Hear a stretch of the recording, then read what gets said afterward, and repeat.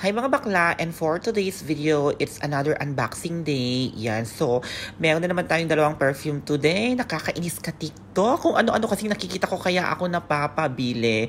Well, this is from Mancera Perfume, and yes, sabi ko kanina, it's not just one, but two perfume mga zay. Sabi kasi sa mga review is sobrang beast mood ng mga to. So kasi sabi ko, why not give it a try? So bibuksan ko muna tong pinaka-una. Medyo nahihirapan pa akong bumukas, but look at this. Tignan mo, girl, napakaganda ng packaging. Meron siyang parang, ang tawag dito sa ganito, may pouch siya na golden. And, syempre, bubuksan ko na rin yung susunod para isahang reviewhan lang later, sis. Packaging, apakaganda ng kanyang box. Medyo, talaga, sis, it's giving mamahalin vibes, sis. Mahal naman talaga siya, sis, sa totoo lang. So, this one comes with a black, silver, and a gold pouches. So, yan. Gusto ko siya. Ang cute-cute talaga ng packaging niya. So, amuyin ko muna to out of the pouch. Yun. Oh my God. May amoy na talaga agad siya, sis. Very soft lang yung amoy niya, sis. Kasi syempre, di pa natin na-spray, diba? So, yan. Tingnan nyo. Botelya pa lang yan, sis. Napakaganda. Mamahalin, zay! Wala pa naman siyang masyadong amoy na nilalabas. Kasi nga nasa loob pa siya ng zay. Ano ba? Nakakaloka tong voice over na to. So, tingnan din natin yung isa kung ano yung itsura ng packaging niya. Oh, it's gold. It's gold! Grabe, girl. Gustong-gusto ko to compared sa nauna. Mas gusto ko yung packaging niya. Pero, tignan nyo na lang siyang dalawa dyan, sis.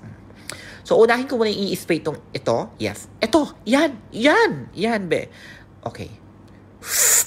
Oh, yan. Kung makikita nyo, nandyan yung mga notes niya, be. Hindi ako ganun kagaling sa pag-explain yung mga notes na yan. Ibang notes ang alam ko, be. So, inaamoy ko muna siya. And, girl, this is literally ito talaga yung amoy ng Dubai, be. Sa mga hindi pa nakapunta ng Dubai, pag naamoy mo tong perfume na to, be, ganito yung mga perfuman dito sa Dubai, yung malakas.